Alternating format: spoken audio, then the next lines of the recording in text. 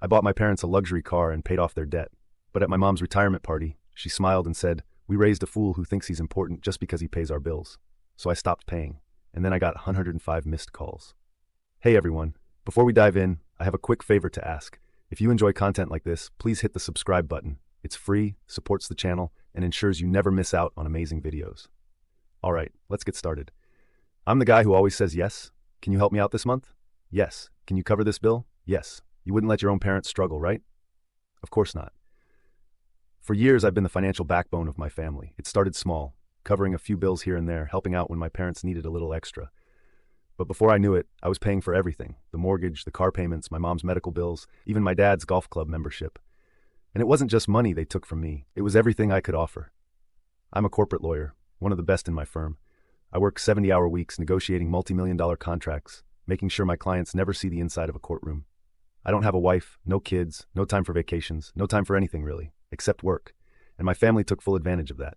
My sister Anna got used to calling me every time she needed rent money or a new phone.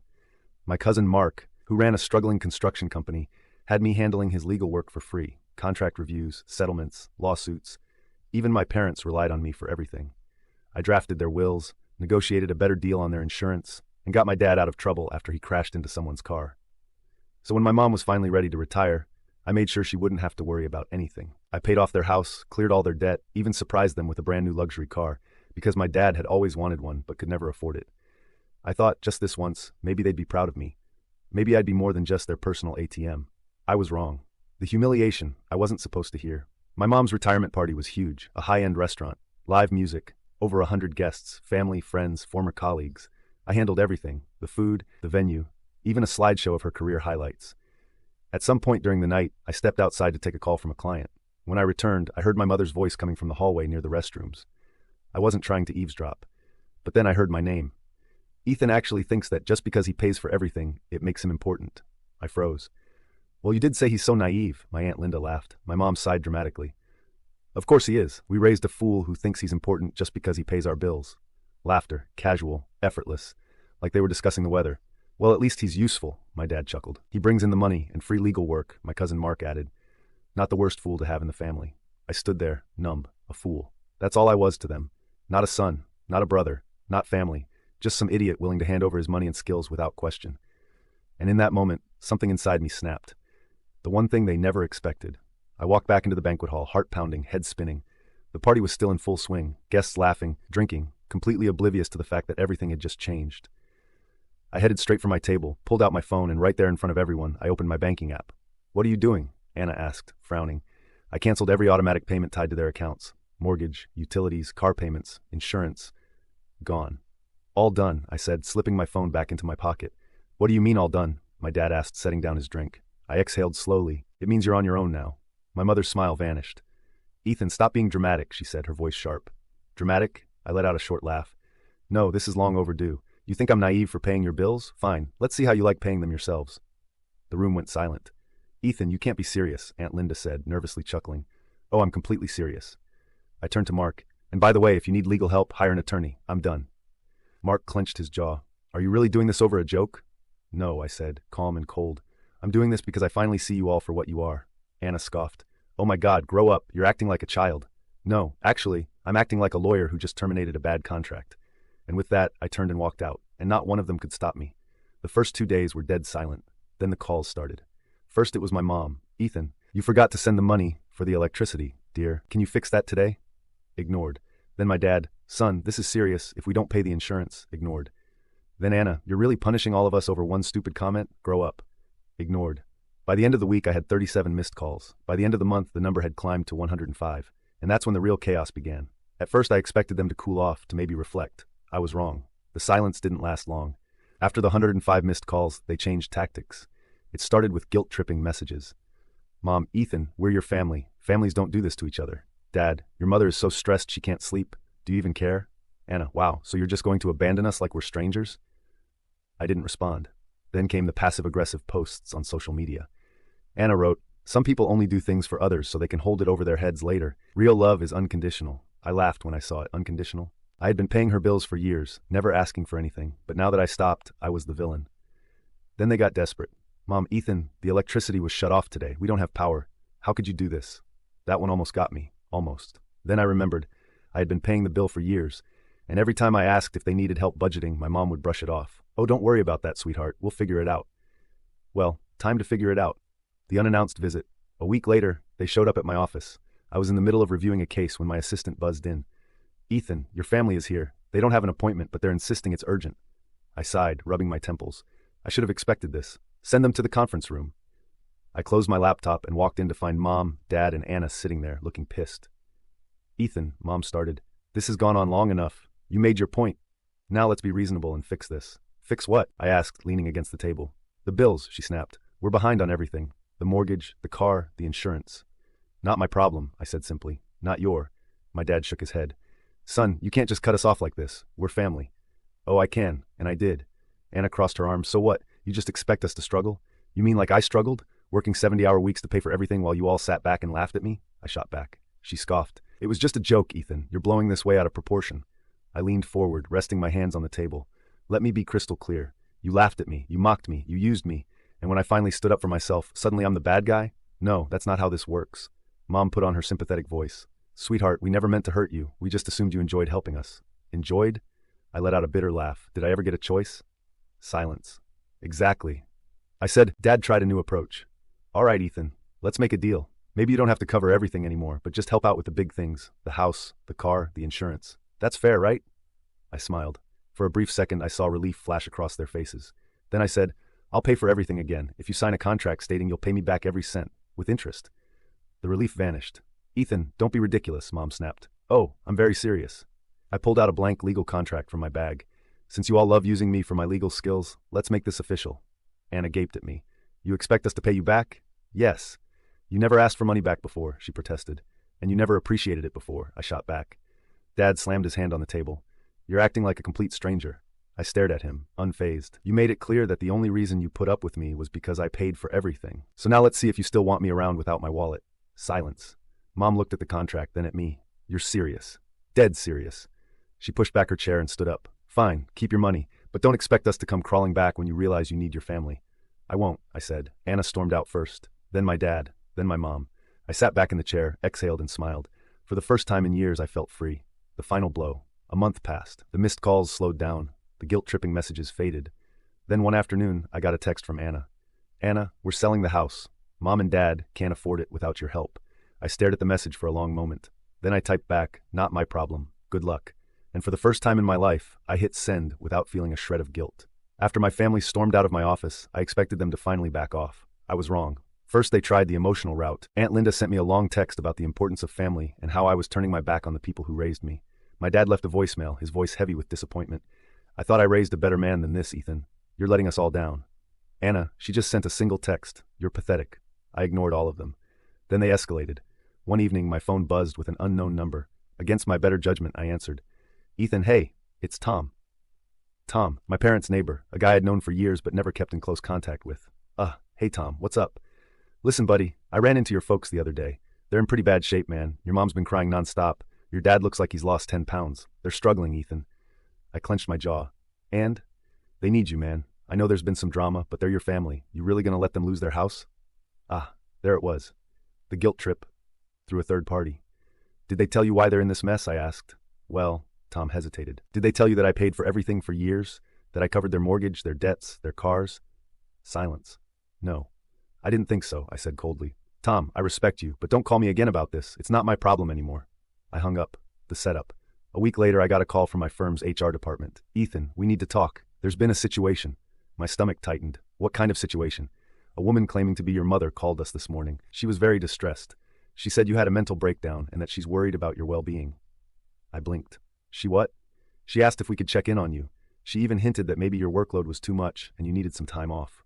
I saw red. This wasn't just manipulation. This was an attempt to sabotage my job. You realize this is complete nonsense, right? I said, barely containing my anger. Of course, but we had to follow up. She made it sound like a serious mental health crisis. We're just glad to hear you're okay. Oh, I'm fine, I said through gritted teeth. But if she calls again, tell her to stay the hell out of my business. I hung up, furious.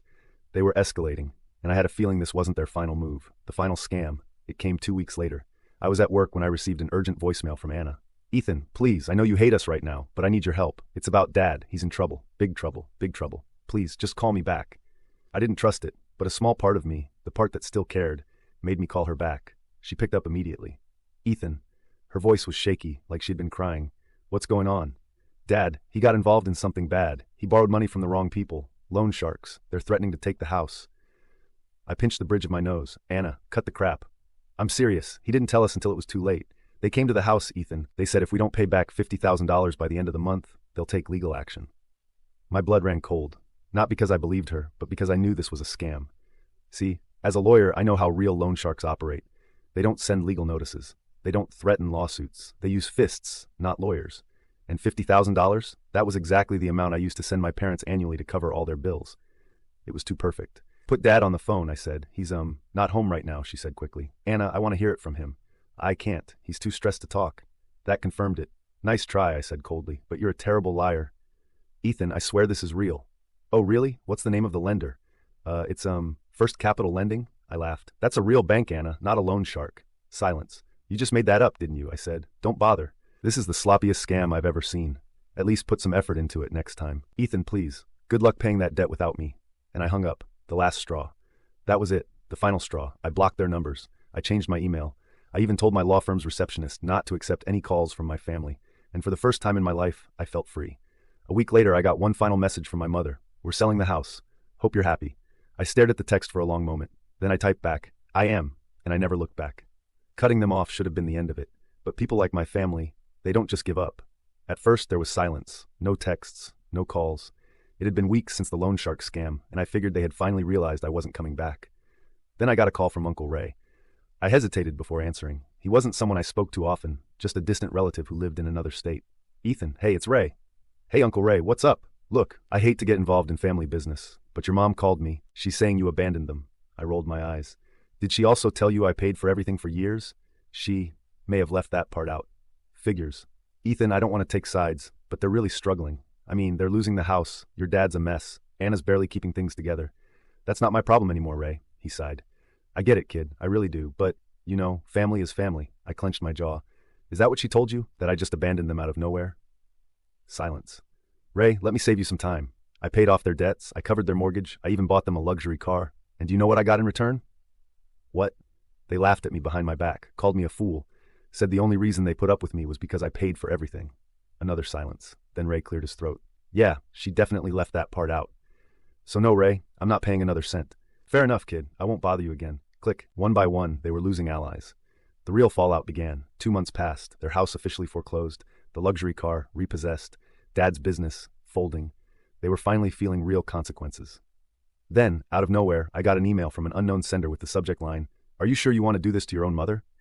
I almost ignored it, but curiosity got the better of me. When I opened it, my stomach dropped. It was a GoFundMe page. The title, Desperate Mother on the Verge of Homelessness After Heartless Son Betrays Family. I felt a mix of rage and disbelief as I read through the description. After years of sacrificing everything for her children, our dear mother has been left abandoned by the one she trusted most. Her son, a wealthy lawyer, cruelly cut her off, leaving her with nothing. Now she faces losing her home and needs your help.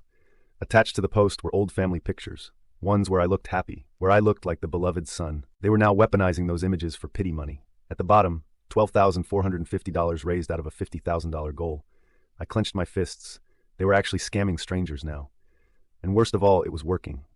I played my last card. I could have ignored it, let them continue their little fraud campaign, but they made one big mistake. They used my full name, and that was defamation. I immediately forwarded the page to a friend in cybersecurity. Within a few hours, he tracked down the IP address linked to the GoFundMe. Guess where it led? Anna's laptop. I smirked. Gotcha. Then I called my lawyer. Hey, Greg, you still handle defamation cases? Always. Who's the target? My own family.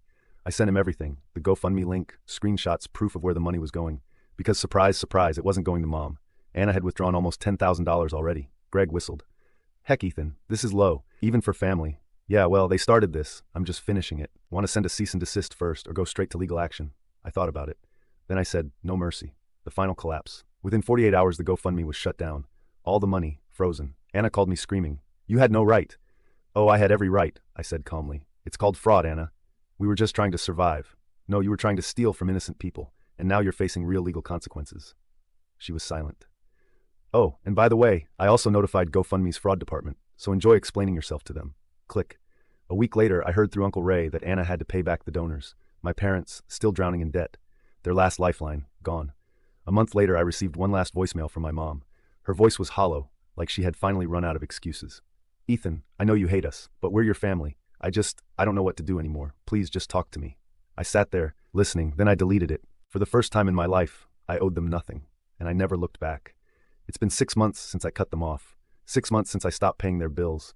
6 months since I shut down their fraudulent GoFundMe. 6 months since I heard my mother's voice. At first, I expected another wave of manipulation. Maybe they'd send more relatives to guilt-trip me. Maybe Anna would try another scam. Maybe my dad would show up at my office demanding I fix everything. But nothing happened. Just silence. I should have felt relieved, but instead I felt strange. Not regret, definitely not guilt, just an odd emptiness. The kind that comes when you realize the people you once called family were just leeches you finally removed. The final attempt.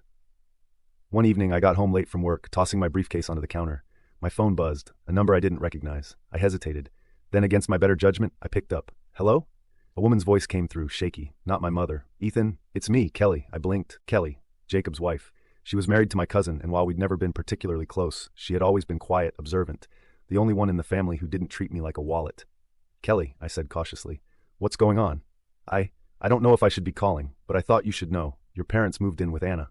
I raised an eyebrow. So, things are bad, Ethan. Really bad. I stayed silent. Anna's business is gone. The house is a mess. Your mom and dad, they barely leave their rooms. And Anna, she's completely unraveling, drinking too much, snapping at everyone. She told me last week that she wished you had never been born. I snorted. That's not exactly new. No, Ethan, I mean it. She's completely lost it, and now that they don't have you, they're turning on each other. I leaned against the counter, rubbing my temple. Why are you telling me this, Kelly? She hesitated. Because I think your mom is sick. My stomach tightened. Sick? How? I don't know exactly. She's lost a lot of weight. She barely speaks. Anna won't take her to a doctor because they don't have money for it, and your dad, he just sits there drinking. I exhaled slowly. This was their reality now. For years they lived off me, wasting money, laughing behind my back, treating me like I was disposable, and now they were disposable to each other. Kelly, I said after a moment, why are you really calling me? She hesitated again, then she finally admitted the truth. Your mom asked me to call you. She didn't want to do it herself. She said she'd rather die than beg you for help. But Ethan, I think she's hoping you'll come back. I closed my eyes. There it was, their last desperate attempt. I let the silence stretch until Kelly sighed. I know they don't deserve it, but I also know you, and I know this isn't easy for you. I clenched my jaw. She wasn't wrong. Then I said the one thing I knew Kelly didn't want to hear. They made their choice, she sighed. Yeah, I figured you'd say that. You seem like a good person, Kelly. Don't let them drag you down with them. She let out a bitter laugh. Too late for that. Click. I stared at my phone for a long time after that. Then I did something I never thought I would. I unblocked my mother's number, and I sent one final message. I know you're sick. Go to a hospital. You can still fix this for yourself, but don't ever expect anything from me again. This is the last time I'll acknowledge you. She read it immediately. No reply. The end of the story. Months passed. I never heard from them again. I don't know if my mother ever went to the doctor. I don't know if my father ever sobered up. I don't know if Anna ever crawled out of her downward spiral, and I don't care, because for the first time in my life I was